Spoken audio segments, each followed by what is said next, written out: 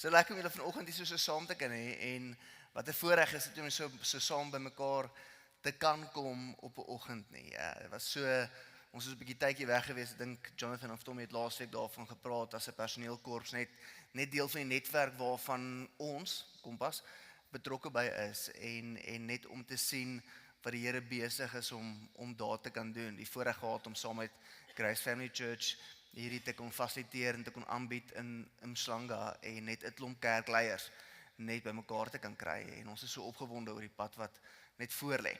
Ek gaan 'n bietjie op 'n stadium veel meer terugvoer gee rondom dit later in hierdie reeks gaan ek daaroor gesels en daar praat en wat ons rol as kerk is in 'n breë en wat ek dink wat ons mandaat en ons roeping is as 'n gemeente en jy's deel van dit en is regtig eintlik baie opwindend en baie incredible. Maar waarmee ons tans besig is, ons tans besig met 'n reeks Wees Ryk. En ek weet nie wie veel het gisteraand lotte gespeel nie. Of eens eergisteraand lotte gespeel het nie en miskien sit jy dalk vandag hier en jy sê Marius, ek het dit gewen. Ek het dit gekry. Ek is fine. Ek is ryk. Maar ons sien baie keer in ons kinders se lewens juis spasies waar daar 'n tekort is aan rykdom. En dit klink dalk miskien vreemd, want ons konsep of ons gedagte of ons idee van rykdom lyk dalk miskien so klein bietjie anderste. Nou, as jy dalk miskien vandag vir die heel eerste keer hier so is, dan is daar een belangrike ding wat ek dalk vir jou moet sê. So een van die dinge vir my is ek so klein bietjie aandag afleibaar. Dit gaan baie beter al met my as 'n klomp jare terug. Maar kan ek dalk vir die span vra om dalk net die ligte aan te sit? Asseblief. Dankie. Want wat gaan gebeur is ek gaan die hele diens deurgaan. En ek gaan heeltyd wonder, gaan enige iemand die ligte aansit? En dan gaan ek nie kan fokus nie. So dit help baie keer net om dit te sê, dan is dit gesê en dan weet ek dit is gesê en dan voel ek beter. Maar terug te kom na rykdom toe, na kinders toe. Het jy al gesien hoe kinders baie vinnig by 'n plek uitkom waar hulle rykdom gesteel word? Sommer in enige plek. Daar's nie een spesifieke ding wat moet gebeur nie. Dis sommer net dit gebeur net so van self. Jy sit in 'n restaurant en dan ewe skielik begin jou kind uit te bars, veral as jy 'n klein kindertjies het. Mense moet hulle weggee tot hulle omtrent so 10 jaar of so word en dan weer op 13 moet mens hulle weer wegstuur, dink ek. Nee, ek maak 'n joke, hou jou kinders moet hulle nie wegstuur nie. Dan nou bring jy mense hulle terug. Maar dan sal dit byvoorbeeld gebeur, jy sit in 'n restaurant, alles is fyn. En ewe skielik bars jou kind uit in trane. En dan is jy so wat's fout? Wat gaan aan met jou? Het iets jou gebyt? Het jy geval? Het jy jouself met die mes gesteek? Wat is fout? En hulle huil so, hulle kan hulle self nie uitdruk nie. Net om na 'n tyd uit te vind dat jou kind se boetie of se sussie hulle chippie gevat uit hulle bord uit. En daai een chippie wat weg is die einde van hulle wêreld. Hulle gaan nooit ooit weer 'n chippie kan terugkry nie en alles val in mekaar. Jy loop in die winkel en dan loop jou kind verby een of ander speelgoed raak wat ek dink byvoorbeeld om te regulasie of 'n reël wees binne winkels rondom dit, veral plekke soos die hoofstroomse kettingwinkels. Moenie speelgoed in 'n winkel hê as mens wil kos koop nie, dit maak dit nogal moeilik. Loop hulle verby en sê soos nee, pappa kan nie nou vir jou dit koop nie want pappa het nie nou geld nie. Maar pappa laai klomp goed in die mandjie in. Brood en melk en daai kind verstaan net nie en dit voel so of iets gesteel word by hulle. En gewoonlik is dit in 'n publieke plek. Miskien dalk by die kerk het jy al gesit en jou kind is hier saam met jou by die kerk en jy sê vir jou kind bly stil, moenie met jou karretjie speel nie, bly stil. En dan ewe skielik gooi hulle net heeltemal 'n tantrum. Daar was hierdie een spesifieke keer gewees waar een van my vriende 'n diens gedoen het en die ouers raas met die kind en sê bly stil en op 'n stadium dan tel die pa die kind op en hy loop so uit na die badkamer se kant toe en die kind skree bid vir my. Rykdom word op 'n klomp verskillende maniere gesteel. Maar so ook binne in ons eie lewe as volwassenes word ons rykdom baie keer gesteel. En hoofsaaklik is daar 7 dinge wat my en jou rykdom kan steel. En dit word eintlik uitgedruk op 'n snaakse manier. Dit word uitgedruk as die 7 dodelike sondes. Sondes wat iets binne my en jou kan doodmaak of iets by my en jou kan vat. En ons het daarvan gesels, week 1 het ons gepraat oor gierigheid of hebsug, en laasweek het Jonathan gesels oor vraatsugtigheid, om net meer en meer en meer in jou gesig te wil indruk, en 'n onvergenoegdheid eintlik half te hê. En vandag gesels ons 'n klein bietjie meer rondom hierdie, en die volgende dodelike sonde wat daar is, en dis hoogmoed. Nou, ek wil net sê, ek het 'n evaluasie gaan doen oor myself, en ek is glad nie so hoogmoedig soos die algemene mens nie. Ek is eintlik baie beter as algemene ander mense, en ek doen 'n klomp dinge meer reg, en ek's baie meer gelowig as ander. Miskien is jy ook daar, jy's dalk regtig bo gemiddeld. Jy's nie algemeen nie. Jy sukkel nie regtig met hoogmoed nie. Dis altyd so, want kom by, as ons praat oor iets soos hoogmoedigheid, dat die mense wat regtig nodig het om hierdie te hoor, dink nie hulle het nodig om dit te hoor nie. En miskien sê jy dalk vandag hier, en jy sê, Marius, ek is fine. Ek het nie nodig om 'n preek te hoor oor hoogmoedigheid nie. Ek wil regtig vir jou vra om net in te lê hierop, elementêr waar jy is in jou geloofsreis. Hierdie is nie net vir mense wat noodwendig gelowig is nie, of mense wat noodwendig glo in Christus of in die Bybel nie. Hierdie is eintlik 'n reël wat jy deel van jou lewe kan maak nie saak waar jy is in jou reis nie. Maar as mense wat sê, ons volg Jesus, of as jy sê, jy volg Jesus, is hierdie ekstra belangrik vir jou om hierop in te kan lê. Want hoogmoedigheid is iets wat baie wyeer is en breër is, as ek nie ook miskien sou dink dit is. En die uitdrukking van dit lyk baie anders, as ek nie ook miskien net so op die oog af sal sê, dit lyk so of dit lyk so. So kom ek gee vir jou 'n voorbeeld. Het jy al ooit, jy en jou vrou, of jy en jou man, hierdie is 'n bemarkingsgeleentheid, so advertensiebreek, volgende week, of wel hierdie week, volgende Saterdag, het ek en Maritjie die huwelikskursus, en dis regtig iets wat jy kan doen, maak nie saak waar jy is nie, al is jy gelukkig getroud, miskien is jou vrou nie, of jou man dalk miskien nie, maar hierdie gaan nie net oor of jy huweliksprobleme het, of uitdagings in huwelik het nie. Huwelik is baie harde werk, en huwelik is nie noodwendig ingewikkeld nie, maar dit is nie noodwendig maklik altyd nie. En eintlik die enigste doel van die huwelikskursus is nie vir mense wat probleme het in hulle huwelike nie. So jy is nie vir mense wat graag net wil groei in hulle huwelik. So dit sal vir my en Maritjie 'n massive voorreg wees om jou daar te kan sien. So as jy kan, as jy oorweeg om te trou, as jy reeds getroud is, as jy dalk miskien oorweeg om nie meer getroud te wees nie, maak seker jy is hier. Dit gaan regtig 'n amazing space wees, en dit is een van die lekkerste dinge vir my en vir Maritjie om te kan doen, is juis hierdie huwelikskursus. So hoekom sê ek hierdie? Ek sê hierdie want dit gaan oor een van die maniere hoe hoogmoed manifesteer, of hoe hoogmoed uitwys, en ek wil sê dat 99.95% van elke persoon wat hier sit, al hierdie moontlik een of ander tyd iewers vir hulle man of hulle vrou gesê het.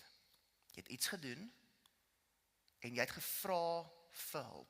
Jy het gesê, my liefie, sal jy asseblief my help met? Vul in die blank vir jouself. En dan het hulle nie, of nie gou genoeg nie. Vir my, julle kan vir Maritjie gevra hieroor, so ek sal vir haar vra, sy my gou help met, en dan, as sy nie dadelik my kom help met nie, dan sal ek sê, los my, ek sal self. Dis okay, ek het hierdie. Maar Marius, hoe gaan jy die 4 meter leer vashou en opklim met die skroewedraaier en die globe in jou hand? Ek weet nie, maar ek sal self. Los my. Nou ek gaan moontlik myself ook doodval, maar ek sal self, of jou vrou vra of jy kom help my gou om die goed in die kar te haal, en jy sê vir haar, my liefie, ek is nou daar, en dan kom sy ingestap met 600 kg se sakkies, alles in haar hande, en sy sê vir jou, los my, ek sal self, en jy kyk na wat sy vashou, en jy besef, jy moet haar los, en sy gaan self, en sy dit kan optel, gaan sy vir jou waarskynlik doodmaak, in 'n 3-slaapkamer huis, Of mens sien dit baie keer met kleuters, as hulle iets wil doen, of probeer doen, en jy sê, kan ek jou net gou, kan ek jou help met jou vleis? Nee, ek sal self. Ek sal self my vleis sny, ek sal self hierdie probeer, los my, ek sal self, en daai los my, ek sal self is 'n mate, of 'n manier, waar hoogmoed baie keer na vore kom. Sien, dit gaan oor om by 'n plek uit te kom waar jy sê, joh, ek sal self hierdie aanpak, of ek kan self hierdie doen, of ek het nie noodwendig iemand anders se hulp nodig nie, of dalk miskien sal mens dink dat hierdie los my, ek sal self, is 'n spasie waar jy net sê, weet jy wat, ek het hierdie. Ek kan hierdie doen, ek kan dit alleen doen, ek kan dit regkry. Maar selfvertroue is baie keer die een ding wat kom voordat jy val. Dit kom nie noodwendig altyd uit woede uit nie. Dit kom baie keer net uit dwaasheid uit. Van los my, ek sal dit self doen. En ek sê nie, jy kan nie self nie, jy kan dalk miskien self, maar jy gaan dalk nie so goed self nie. Of jy gaan dalk langer as jy self. Nou, waar ek groot geword het in Pretoria, was die grootste sport binne in ons skool, die onoffisiële grootste sport binne in ons hoërskool, was gewees beklei. En veral in die wintermaande, ek weet nie hoekom in die wintermaande nie, maar in die wintermaande was daar konstante bekleierery gewees. Ten minste 7 fights in 'n pouse. Soveel so, en ek jok nie oor nie, soveel so, dat op 'n stadium het die skool besluit, ons kan nie hierdie beheer nie, die beste manier om dit te beheer, is om vir die kinders te sê, as jy nie in die moeilikheid wil kom nie, as jy nie pak slaaf wil hê nie, kom na die onderwyser toe aan diens op pouse, hy het bokshandskoene by hom, en dan sal hy vir elke kind 'n paar gee, en die geveg fasiliteer. Wat 'n wonderlike idee is. Dit het goed gewerk, maar in die wintermaande het dit nie altyd lekker so uitgespeel nie. Maar gewoonlik die mees interessantste ding wat uitgespeel het, en wat ek keer op keer gesien het, is in ons skool, so van standaard 6 af kom jy binne in hierdie hoërskool in, en dit is mense van verskillende LSM groepe, en verskillende blootstellings, in die weste van Pretoria, almal saam, ek spot altyd en sê, in Pretoria, as jy in die skool is, dan is daar een skool waarvoor elke ander skool bang is. En hier is regtig so. En dit is Hoërskool John Vorster. En as jy dalk miskien enigiemand in Pretoria vra vir hulle, wat is die skool, as hulle op skool gegaan het, wat is die skool waarvoor hulle bang is? Is Hoërskool John Vorster. Een van my goeie vriende was by Hoërskool John Vorster gewees. En dan as jy vir iemand in John Vorster vra, vir wie is julle bang, is hulle Hoërskool Pretoria Tuine Tegnies. Dis waar ek was. Interessante skool. Maar wat dan gebeur is, dan kom al baie keer kinders van 'n ander skool af, dan kom hulle in, en dan verstaan hulle nie die hiërargie van die dinamika van die skool nie. Want as al byvoorbeeld hierdie winter 7 bekleierye is, elke liewe pouse, dan word die hiërargie baie vinnig bepaal. Jy weet, met wie kan jy afpraat, en vir wie jy nie oë kan kyk nie. Daai word baie vinnig vasgestel. En een so spesifieke keer kom al so 'n lang ou by die skool aan, en hy het sy swart belt in karate. Nuwe ou wat in die skool instap, en hy verstaan nie die hiërargie van die skool nie, hy verstaan nie hoe dit werk nie.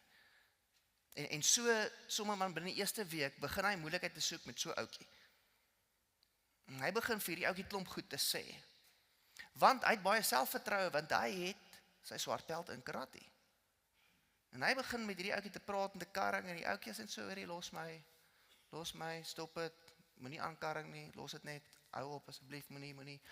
En hoe meer hierdie oud sê, hoe meer begin hierdie oude op te voer, en meer selfvertroue te kry, en meer hierdie ouetjie in die hoek te druk, en hier van die kant af, ons staan so en kyk, en dink,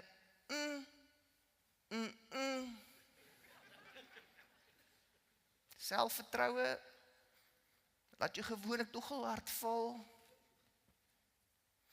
En een pouse, gaan hierdie ou na hom toe, en hy stamp hierdie klein ouetjie, en so gou, soos nou, lê hierdie lang, groot, swartbelt karate ou op die grond. En hy is so half onseker wat gebeur het, en die klein ouetjie staan net so en kyk vir hom. En hy sê, ek het jou mooi gevra, moenie. En die moeilikheid is, hierdie ouetjie wat swartbelt in karate het nie geweet, dat hierdie ouetjie het sy fanbelt in street fighting nie. As jy hoogmoedig is, as jy selfversekerd is, as jy so 'n bietjie meer dink van jouself as jy eintlik weet, is dit net 'n kwessie van tyd voor dit na val toe kom. En hier is nie net iets wat ek in Pretoria Wes geleer het nie. Hier is iets wat actually binne in een van die boeke wat in die Bybel is, staan. In een van die wysheidsboeke van die Bybel staan in Spreuke, sê dit so. Hy sê, hoogmoed gaan voor vernietiging en hoogmoedige gees voor 'n val. Dis net 'n kwessie van tyd wanneer ek of jy hoogmoedigheid toelaat of wanneer ons 'n hoogmoedige gees het. Net 'n kwessie van tyd voor daar vernietiging gaan wees of voor daar 'n val binne in ons lewe kan plaasvind. Nou hoe hierdie dalk miskien lyk is wanneer ek en jy dink ons het alles onder beheer. Wanneer ons dink ons het alles in plek soos ons graag wil hê, alles in plek moet wees. Dis juis dan wanneer ek en jy dink ons het beheer oor 'n situasie of ons het hierdie, wanneer die onverwagse baie keer gebeur en ons voete onder ons uitgeslaan word en ons lê op die grond en iemand sê vir jou, het jy gesê, moet asseblief nie karring nie. Hoogmoed vat jou na 'n val toe, maar wat is hoogmoed? As ons hoogmoed moet definieer, wat presies is hoogmoed self en hoe kan ons hoogmoed definieer? Nou, binne in die Bybel is daar twee verskillende tale wat gebruik word in die Ou Testament, Hebreëus, Nuwe Testament, Grieks en daar's verskillende uitdrukkings vir hoogmoed in al twee hierdie verskillende tale. En hierdie uitdrukkings strek van dit wat ek en jy verstaan, dit is om jouself bo ander te verhewe, byvoorbeeld in Hebreëus, of om jouself te verhef of meer te ag as ander.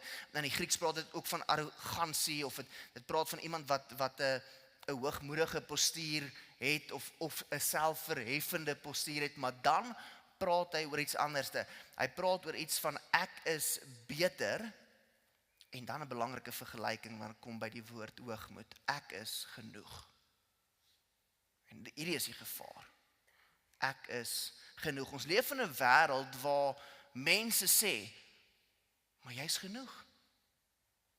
Inteendeel, ek dink daar's so 'n liedjie waaroor praat. Jy is genoeg. En dit is mooi en dit is goed, jy is genoeg. Die probleem kom in ek is genoeg en dis waar die woord hoogmoed sy wortel nog verder vandaan kom, is ek is genoeg en ek het nie God nodig nie. So kom ons sê dalk miskien anderste. Hoogmoed, as jy hoogmoed wil definieer, hoogmoed is wanneer ek myself die middelpunt maak en God uitskuif. Dis wat hoogmoed is. Wanneer ek die hoofkarakter raak van my eie storie en God uitskuif in die buitekring van my storie. Kom ons wees eerlik, elkeen van ons het hierdie al iewers in ons lewens gedoen. Elkeen van ons was op baie plek gewees waar jy gedink het dat die lewe en alles rondom die lewe gaan eintlik oor jou en jy het hierdie, jy is genoeg, jy's in beheer, jy sal hierdie uitstoot. Hoogmoed is nie noodwendig die arrogante ou wat by die braai opdaag nie. Hoogmoed is nie die katterige vrou wat by die partytjie opdaag nie. Dit is nie noodwendig die wortel of die kern van wat hoogmoed is nie. Dit is 'n spasie waar jy dink ek is beter as ander of ek het hierdie onder beheer of my waarde is gebou op wat ek bereik het of my titel of my status of my posisie of hoe mense my sien. My wêreld is gebou rondom die feit dat ek genoeg is en ek het God nie nodig nie. En hierdie woorde wat binne Spreuke uitgelig word vir my, praat eintlik daarvan dat hoogmoed iets gaan veroorsaak in jou lewe. En wat hoogmoed kan veroorsaak in jou lewe, dit is definitief dodelik, maar dis nie net dit nie. Dit is meer in my en jou lewe as net dodelik. Dis iets wat konstante verwoesting kan bring vir my, vir jou en vir 'n klomp mense rondom ons. Ons lees binne Jakobus 4 vers 4 en sê dit so, hy sê, so draai julle die rug vir God en vry na die sonde. Kan ek vir jou vry verduidelik of is jy fyn? Ons praat hier van 'n soppige, nat, oop mondsoen met tong.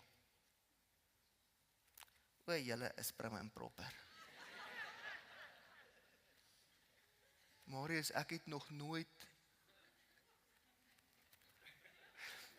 die huwelikskursus is amper, maar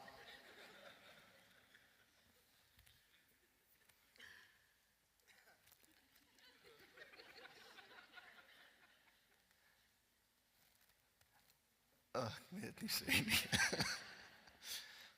Ek wil, maar ek gaan nie, maar vry na sonde, hoe lyk vry? Vry is baie soos 'n Afrikaanse weergawe van ons tradisionele denke van dans. Dis net 'n kwessie van tyd. Vry se uitwerking is op die einde van die dag jy gaan lê. Nie jy struikel nie, jy gaan lê. En jy gee oor aan alles wat op vry volg. Jy vry na iets anders met die doel om iets te doen, iets te kry, iets te bereik, wat teen dit is, wat God se beste weergawe vir jou lewe is, in jou lewe. As jy getroud is met God, en jy vry na sonde, praat hierdie eintlik van iets soos vergelyking met egbreek. Hy gaan verder aan, hy sê, besef julle nie, dat om gedurig die verkeerde dinge te doen, so eie aan ons as mense, beteken om teen God te draai en sy vyand te word. Hierdie is nogal 'n gelaaide woord. So om weg te draai van God af, te begin vry na iets anders toe, jou rug op God te draai en God nie net iemand te maak wat aan die buitekant van jou kring staan nie, maar inteendeel om teen God te kies en eintlik maar sy vyand te word. Hy gaan aan, hy sê julle het 'n keuse. Jy het 'n besluit, jy het 'n keuse oor wat jy hiermee gaan doen. Jy het 'n besluit en 'n keuse rondom hoe jy hierdie gaan benader, hoe jy na hoog moet gaan kyk en wat jy gaan toelaat, hoe jy jouself in die middelpunt gaan plaas en God in die buite gaan plaas. Dis jou keuse. En dan sê hy, julle kan kies om soos die mense te leef wat God nie ken nie. Maar dan kies julle ook om God se vyand te word. Kom ek gee hierdie vir jou 'n duidelike uitdrukking. Jy sien, hoogmoed is nie net iets wat hierdie dodelike klein foutjie is nie. Hoogmoed is nie 'n klein afwyking van God se wil nie. Hoogmoed is 'n subtiele dief wat kom steel, wat sy kop gedurig wil kom uitsteek. As ek en jy dink dat hoogmoed is hierdie klein dingetjie wat net nou en dan ons aandag kan aftrek, maak ons die grootste fout en onderskat ons hoogmoed heeltemal in ons lewe.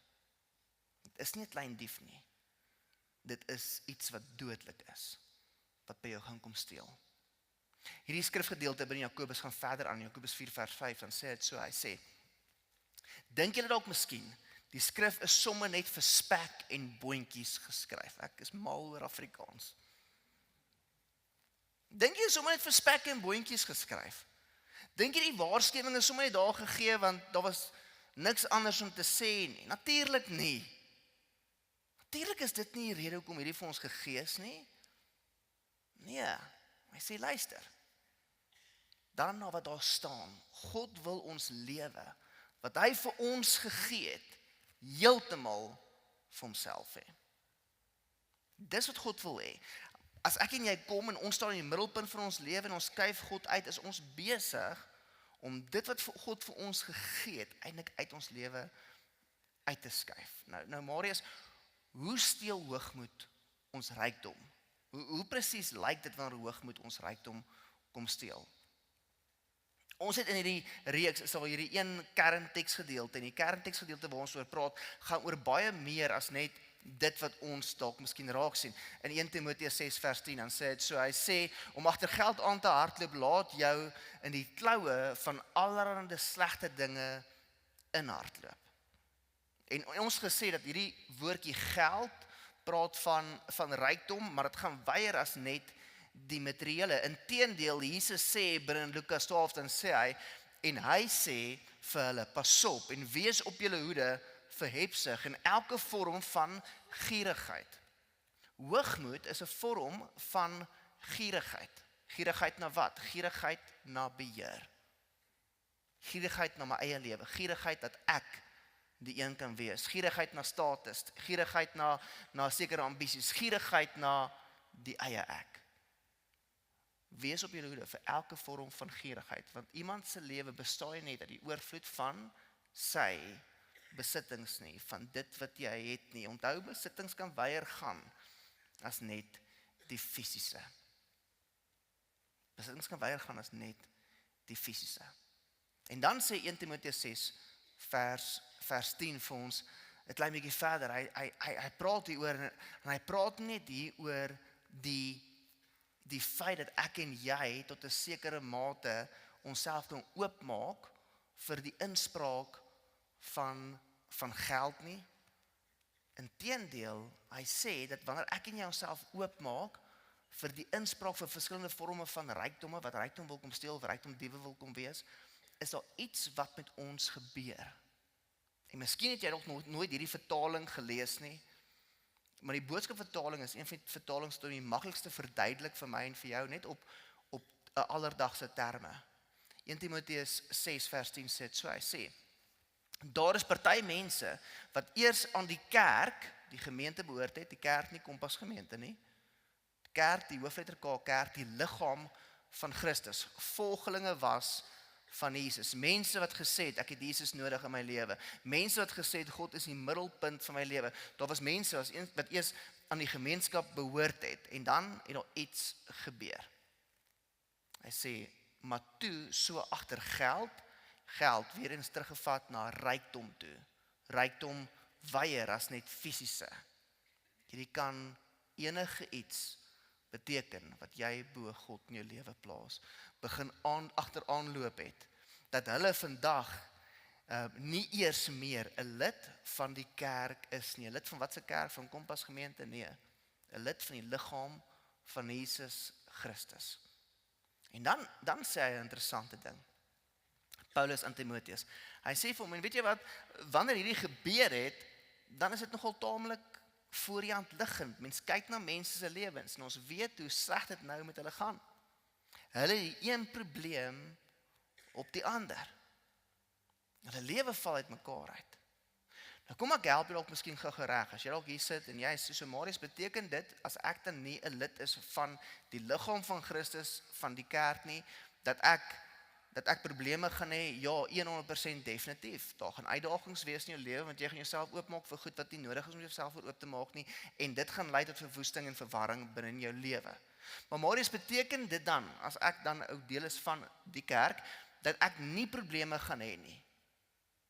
Nee. Jy gaan probleme hê. Probleme kom. Ons kan dit nie vermy nie. Dit kom.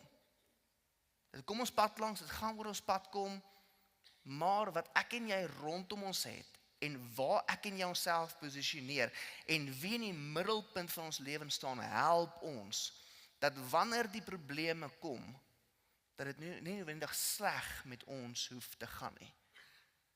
Nie sleg in die sin van dat ek en jy oorvloed gaan hê nie, maar sleg in die sin van dat ek en jy nog steeds geanker en gegrond sal wees in wie en wat Christus sê ons moet wees.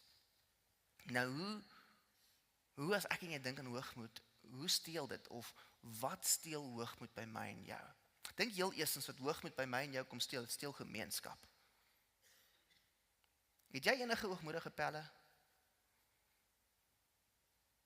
Soos as jy dink mense wie jy wil nooi na 'n braai toe vanmiddag, is die eerste gedagte wat jou inkom, daai arrogante ou wat die hele wêreld net rondom homself laat draai, of daai vrou wat net oor haarself praat? Nee. Hoekom nie? Want is nie lekker nie. Maar ek en jy hoog met ons lewens toelaat, weet jy wat doen ons? Ons gaan, en ons kom by 'n plek waar ons eintlik maar gemeenskap in ons lewe doodmaak. Dis wat hoogmoed kom steel. Hoogmoed kom steel gemeenskap in jou lewe. Want ek is altyd reg, ek weet altyd beter, ek is die slimste, ek is die beste. die grootste, die sterkste, die rykste. En dit kom steel en dit dryf mense weg van jou af. Die tweede ding wat dit kom steel is, dit steel afhanklikheid wat jy het van God. En ek kan nie eens vir jou begin om vir te sê, hoe ongelooflik belangrik hierdie is nie. Waar jy begin dalk miskien dink dat ek het nie leiding nodig nie. Ek het nie nodig dat God vir my wys wat my volgende tree moet wees nie. Ek het hierdie. Ek is oulik. Ek is slim. Hierdie vat jy na 'n plek toe waar jy sê, maar ek het nie nodig om stil te word in 'n oomblik. En eerlik te wees myself en toe te laat dat die Gees van God eer met my kom wees nie. Hierdie is 'n groot diefstal wat plaasvind in ons lewens. En dan, dit kom steel my en jou vrede. Hoogmoedige mense is mense wat nie noodwendig vrede beleef in hulle lewe nie.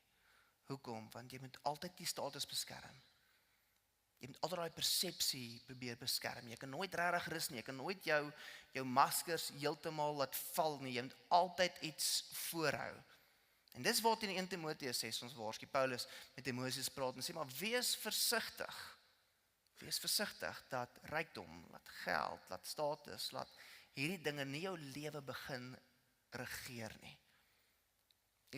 Rykdom, sukses, status is iets wat beheer moet word.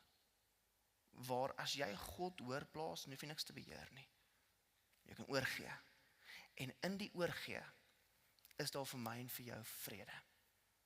In die oorgee is daar vir my en vir jou vryheid van die diefstal wat by ons kan plaasvind. Nou Marius, hoe kry ek my vryheid terug van God af? Jakobus 4 vers 6 sê dit so. Hy sê, God gee vir ons ook baie meer as ons ooit nodig het om so te leef sonder dat ons dit verdien. Hy gee dit onvoorwaardelik.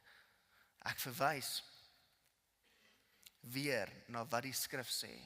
God wil niks met die mense te doen hê wat dink hulle kan op hulle eie sonder God regkom nie. Hoekom nie? Want dan sê ek het God nie nodig nie. Maar vir daardie mense wat weet hulle is niks sonder God nie. As al een ding as jy wegvat van vandag se boodskap af, is in jou lewe, as God nie deel van dit is nie, is jou lewe 100% armer. As jy in die middelpunt van jou lewe staan, is jou lewe armer. Maak nie saak waar jy jouself bevind in 'n geloofsreis nie. Dit moet ongelooflik arm wees, as jy net op jouself in die lewe moet staatmaak. Niks sonder God nie. Is God baie, baie goed, meer as hulle ooit kan verdien.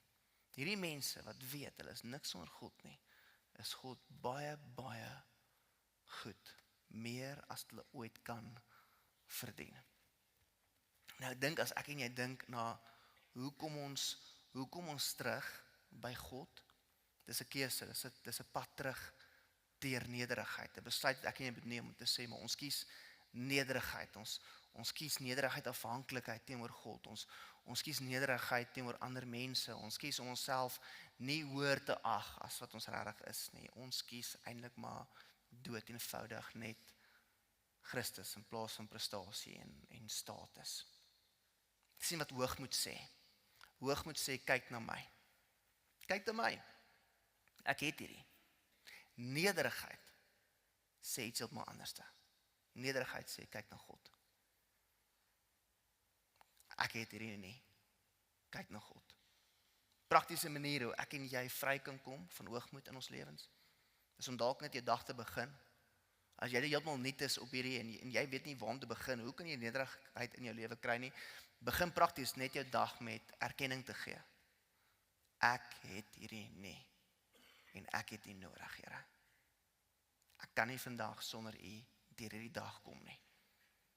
Op 'n ander manier, dalk as jy op 'n ander spasie is in jou geloofsreis, miskien is dit deur om erkenning te gee aan ander mense. Te sê baie dankie vir wat jy doen en ek sal nie hierdie kan doen sonder jou nie. Of miskien is dit deur om net iemand te dien. Vir iemand iets te doen wat ook minder is of minder het as wat jy dalk miskien het. Dis praktiese maniere hoe jy kan skuif van kyk na my, na kyk na God. En as jy ooit wonder, hoe rykdom en nederigheid regtig lyk, kyk na Jesus. Want dis wat Jesus kom doen het. Hy het alles gehad. Hy het alles op sy beskikking gehad, maar hy het alles prys gegee om in nederigheid na ons te kom en ons te kom dien. So, kom ons sluit af. Dit maak nie saak waar jy is in jou reis met God nie. Miskien sit jy vandag hier en jy het baie seer gekry en 'n klomp dinge in jou lewe gebeur en jy het 'n vraagteken rondom jou geloof. Miskien sit jy ook vandag hier so en jy's al lank besig om 'n pad saam met God te stap, maar daar's spanning wat jy voel en daar's 'n rusteloosheid of 'n vredeloosheid binne in jou. Of miskien is jy onbewus dalk miskien van iets in jou lewe wat ingekruip het. Hoe kan ek en jy terugkom by ware rykdom in ons lewens? Ek dink dit kan ook miskien 'n vraag wees. 'n Vraag wat ek en jy kan gaan toets. Veronderstel daar's 'n wêreld of 'n spasie waar ons almal kan terugkeer na nederigheid toe. Wat sou gebeur as almal van ons nederigheid kies in ons elke dag se lewe? Hoe sou dit lyk? Hoe sou dit lyk in jou huwelik? Wat sal gebeur met jou man of jou vrou as jy nederigheid kies? Hoe sou dit lyk in jou gesin, met jou kinders? Wat sou gebeur met hulle as jy nederigheid kies, bo hoogmoed, status, prestasie? Hoe sal dit lyk by jou werk? As jy nederigheid kies, as jy die mense wat onder jou is, die mense wat jou gelyke is, selfs die mense wat bo jou is, met nederigheid en respek begin hanteer, hoe sou daai uitdrukking lyk? Hoe sou Kompas lyk? Hierdie kerk. Hoe sou dit lyk as ons in nederigheid oop hande loop en kyk waar kan ons hande vuil maak om mekaar op 'n manier te kan dien? Want jy sien op die eind van die dag is die een antwoord wat ek en jy kan kry, is dit gaan nie oor jou nie. Dit gaan eintlik alles oor Christus. Hoog moet gaan en hoog moet bou 'n troon vir diself. Hy sit hierdie troon neer en hy versier hom mooi. En hy kry 'n golfklap en almal sê wow en dis amazing, maar wat nederigheid kom doen is nederig bou 'n plek, 'n troon vir God. Vir sy teenwoordigheid, vir sy liefde en vir sy liggaam. So. Wat die wêreld sê, verhef jouself en jy sal wen. Sê God, verneder jouself en ek sal jou verhoog. So waar ook al jy is, kom ons vat 'n oomblik en kom ons vra die Here om net vir ons te wys, waar is dit waar ons onsself probeer verhef, ten koste van dit wat God eintlik in my en jou lewe wil doen. Kom ons sit so en bid ek vir ons saam. Here, so ongelooflik dankie dat ons hier mekaar te kan wees. En Here, baie van ons wat hier so sit, stoei dalk miskien met dinge in ons lewens, bewustelik, onbewustelik. Ek wil vir U vra, Heilige Gees, kom wys net so aan ons, wat is daar in ons lewe, wat ons nodig het om neer te kan lê. Al voel dit ook miskien of dit nadeel van onsself gaan wees, mag dit en laat dit tot voordeel wees van die koninkryk en ons. En Here, help ons te besef, ons het nie nodig om onsself te verhef nie. Here, van wanneer ons in nederigheid voor U kom, sal U ons verhoog. Dis juist binne 'n spasie waar ons lewe aflê, ons status, ons beeld, ons prentjie van onsself. Dis juist in dit, Here, waar U kom en U 'n hele ander prentjie laat plaasvind. En ons stem soveel harder maak en soveel groter maak. Here, nie vir ons eie gewin nie, maar vir U koninkryk. En mag ons as mense wees, wat 'n lewe leef, waar U die middelpunt is, en ons onsself buite die prentjie van belangrikheid in ons lewens plaas. Mag ons nie in die strik trap, om onsself die middelpunt van ons lewens te maak nie. In Jesus naam. Amen. Mag jy 'n ongelooflike lekker Sondag hê. Ek sien uit om jou volgende Sondag te sien. En moenie ons aandiens mis nie. Mooi bly.